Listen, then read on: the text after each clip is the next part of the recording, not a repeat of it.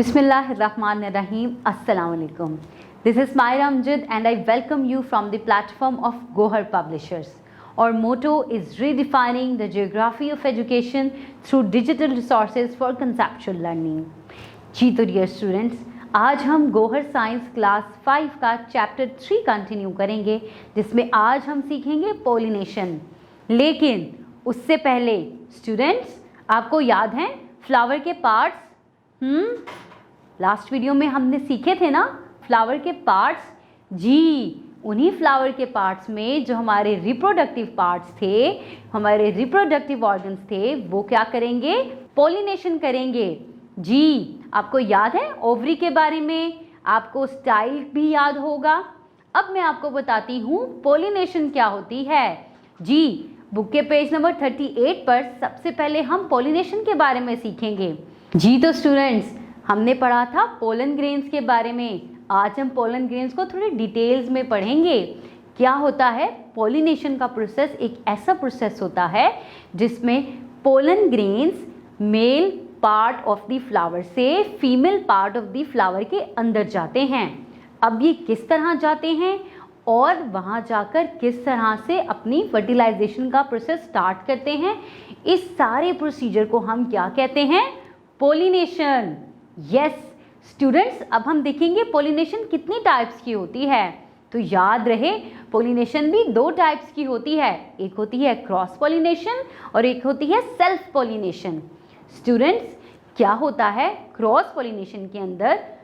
Pollen grain same type of flowers के एक flower से दूसरे फ्लावर में कन्वर्ट हो जाते हैं, यानी कि एक फ्लावर के पोलन ग्रेन्स उस फ्लावर से उठ के दूसरे फ्लावर में जा रहे हैं, लेकिन वो दोनों सेम टाइप के होंगे। यानी कि एक रोज का फ्लावर है और दूसरा भी रोज का फ्लावर है। तो अब एक रोज के फ्लावर से पोलन ग्रेन्स उठकर दूसरे रोज के फ्लावर पर जाएंगे तो वो क्या होगी? क्रॉस पोलिनेशन होगी। याद रहे, क्योंकि इसमें 2 डिफरेंट फ्लावर्स मौजूद हैं, 2 डिफरेंट फ्लावर्स पार्टिसिपेट कर रहे हैं। लेकिन कैसे जाएंगे? कभी सोचा है?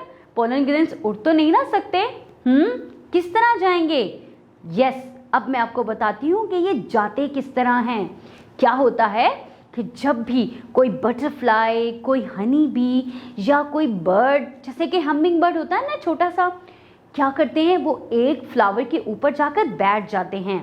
तो क्या होता है, पोलन ग्रेन्स तो छोटे छोटे होते हैं ना, ग्रेन्स की तरह, वो उनकी टांगों के ऊपर स्टिक कर जाते हैं, कि टांगों के साथ चिपक जाते हैं। और फिर क्या होता है, जब वो दूसरे फ्लावर के ऊपर जाकर बैठते हैं, तो जब वो अपनी लेग्स को इस तरह करते हैं या थोड़ी सी भी मूवमेंट करते हैं, तो उनकी टांगों पर चिपके हुए पोलन ग्रेन्स क्या करते हैं?